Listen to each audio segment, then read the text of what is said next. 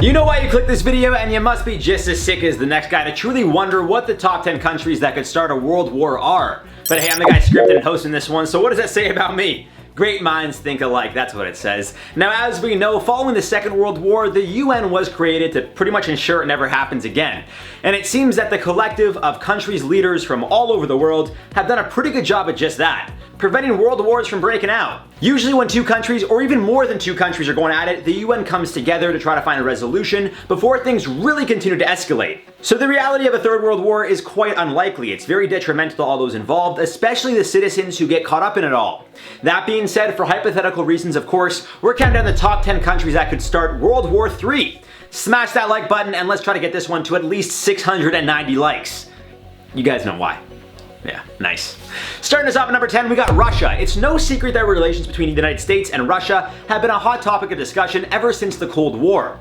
Even though not a single shot was fired, these two countries found themselves in a game of back and forth for decades before cooler heads finally prevailed. Well, I guess they were pretty cool the whole time, just threatening each other with nukes, with very few actually ending up going into combat. Regardless, over the last few years with Trump and Putin's relationship, and now Biden and Putin, I mean, it's no secret there is some tension there for sure. But again, this isn't even so much how or why they could start a war, but just that they would be capable of doing so. And given that Russia is incredibly well equipped in regards to numerous aspects, from their actual military to their cybersecurity and abilities, as well as nuclear weapons, if Russia decided they wanted to start a world war, well, I think Putin and company would be very capable of doing so. Who they start it with could be a debate, with some thinking the United States is an obvious enemy. However, Russia may not want to necessarily go after the US, and instead may have their sights set on potential threats or enemies. At number 9, China, another one of the world's biggest and most powerful countries, both from a military and economic side. China not only has the money, but the manpower to see themselves have a fighting chance in a world war. Literally.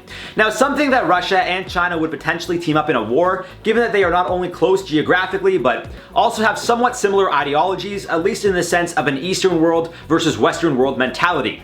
However, as I've mentioned in previous videos, it's also quite possible they see each other as a threat. Which one is more powerful? Who has the bigger army? Who has more money? Similar to how the Cold War was with Russia and the US, both Russia and China could find themselves potentially in a conflict, trying to prove to each other and the world who the true superpower of a country is. Naturally, this would lead to numerous other countries in surrounding territories to likely get involved. However, I'm sure the US would want to try to put an immediate stop to this one, because it seems China versus Russia would be inevitable for a world war to break out. And the same could be said if they decided to ally and attack another country. Scary times. On to number 8, we got Iran. One of the most powerful countries in the Middle East. It's definitely not a secret that if Iran wanted to start a world war, they're more than capable of doing so as well. As we know, the US withdrew from the nuclear deal with Iran, which at the time was a pretty big deal. I mean, it's still a pretty big deal, but it seems with the pandemic, that kind of had to take a back seat. With that being said, Iran claims they aren't so focused on making nukes, but it seems other countries aren't so quick to just take their word for it. Regardless of the nuclear warfare capabilities, Iran's army is also quite powerful, and given the whole ordeal with one of their top commanders being taken out in Qasem Soleimani, well, the state swore revenge not only on Trump, but America as a whole. Now, it seems cooler heads have prevailed, and maybe an all-out war isn't what the Middle Eastern country is vying for, but this isn't so much about whether or not they'd want to, but more so if they'd be capable of doing it in the first place. Now, technically, you could argue that any country could start a war with another, but for it to lead to a world war, numerous countries would need to be involved, and with Iran having a common enemy in the US with a few neighboring countries, well, all I'm saying is who knows. On to number 7, we got Japan. One of the last countries to withdraw from the previous world war. This country is clearly made of fighters, and given the threats made toward them after it was announced that the US and Japan would be doing joint military drills together, well, it seems quite evident that the United States has Japan's back and vice versa. The country's relations have significantly improved over the years, and it seems Japan and the United States, among a handful of other countries, see each other as allies. More specifically, the US has become known to be very protective of Japan, in the sense that if anyone were to declare war against them, it seems very evident that the US would quickly step in to stop anything from getting too out of hand, if you get what I'm saying. At number 6, we got Israel. It's no secret that the last few weeks have been tense in the Middle East, specifically with clashes between Israel and Palestine. And although a ceasefire has since been agreed upon, it seems quite evident that Israel is also capable of starting a world war. Much like Iran, it seems Israel is supported by numerous countries, including the United States, who have common enemies with each other. And it's no secret that Israel isn't the most welcome country in the Middle East, with Syria and Lebanon firing rockets in their direction over the last week as well. So it seems quite evident that it wouldn't take much from Israel to garner a reaction from numerous surrounding countries. countries.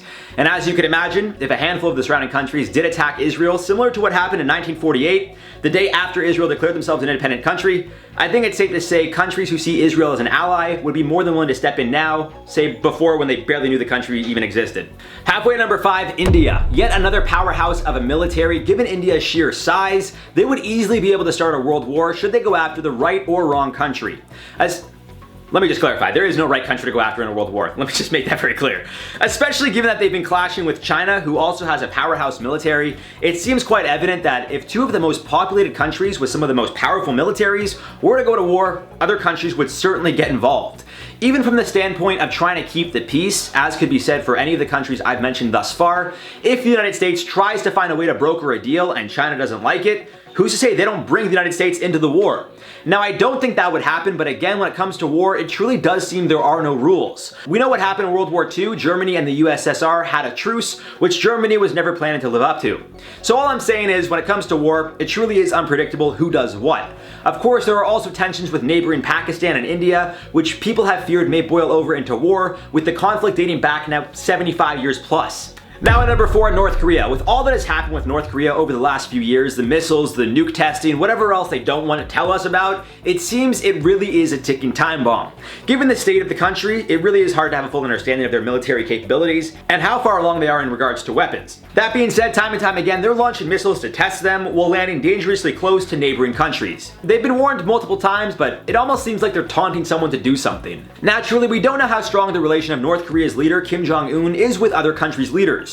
For all we know, he and Putin are boys. Maybe they just team up and take over. I'm just saying, you never know. At number 3, South Korea. Now, it's no secret that relations between North and South Korea aren't hunky-dory.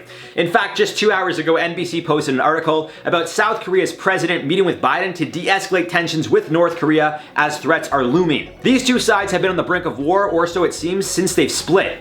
Given that the two countries have very different ideologies, I understand why they may not see eye to eye, but again, going off of what I've been saying the whole time, common enemies. The US is a huge ally with South Korea as well as Japan, so naturally, North Korea attacks South Korea, Japan and the US go after North Korea, and then China gets involved, especially if they're going after Taiwan.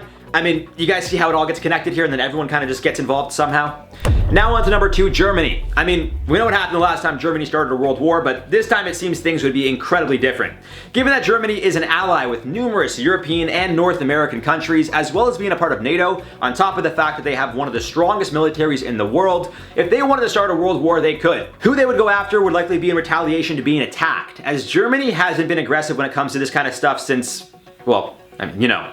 That being said, any country who is a part of NATO could likely start a world war, given that the pact sees all 30 countries involved will protect and defend each other should a war break out. Speaking of NATO, in at number 1, America! America! Need I say more? The most powerful military, all the money. There's a reason why a war hasn't been fought on American soil in God knows how many years. You go after the US, they'll destroy your country. Literally. Now, some see this as a good thing, while others find it absolutely disgusting. Regardless of opinions, one thing is certain. If the United States wanted to start a world war, it seems of all the countries, they would be the most capable. Then again, what does that mean to be the most capable? If anything, it seems likely that the US would be capable of inflicting some of the most destruction. However, the same could be said for any country with nukes or a very powerful military, such as Russia, China, India, I mean, the list goes on. And that's not to take away from the previous countries I mentioned either, but it seems Russia, China, and the United States specifically are the top 3 countries with the strongest military, biggest budget, and likelihood to really rock the world if they wanted to. All in all, guys, I don't think a third world war will ever break out. Unfortunately, it seems war is always going to be a part of our society. I wish it wasn't, but unfortunately it is. That being said, I think we learned from our mistakes. You know, there's an old saying in the world, I mean, they say it a lot here in Toronto, I'm sure it goes worldwide. It goes, fool me once, shame on you. Fool me, well, you can't get fooled again. All I'm saying, guys, is peace and love will lead the way. For now, let's do some common replies from the video. What if China wins World War III? False Prophet said, here's the thing, a war between the US and China could only end in total devastation if either country invaded the other. I guarantee China would sooner end the world than surrender, and the US would probably do something similar. So I disagree because it depends on who the allies, like if it was China and Russia against like Canada, the US, France, Germany, I think it would escalate so quickly or there would be fears of such quick escalation, if you get what I'm saying, where it's like really serious stuff could go down, that they would try to make sure it didn't happen in the first place. Like the second one country got invaded, I think all the other countries would be like, whoa, hold on, let's not do that. I think people really do not want World War to happen. XD Xbox said, who said the US was losing a war? US is hiding something in Area 51. Interesting. I think the Kyles, when they did the Naruto running, drinking Monster energy drinks, I think they determined there are no aliens there. Could be wrong though. Robert Fugate said, America lose an actual war? LOL, okay. See, that's the thing. Like, people think America could lose a war, but it's impossible because when America invades your country, they come, guns shooting up in the air, there's Michael Bay explosions behind them. The song America, yeah, by from Team America, that World Police, that's playing. You know, they're coming on their Hummers, and they got their beer. I'm just trying to think of like very cheeseburgers, some very stereotypical like American cliches. Because guys, I'm half American. I live in Toronto. I was born and raised here, but I'm half American, and I truly do feel like my American identity. I'm proud to be American. I know it's like not a popular thing to say nowadays. I still think it's one of the greatest countries in the world. Shoot me. Like, I'm sorry, but I genuinely think it is. Anyways, guys, that's all for this one. I've been your host, Jared Bronstein. Call me Pepper, actually, and we'll see you soon.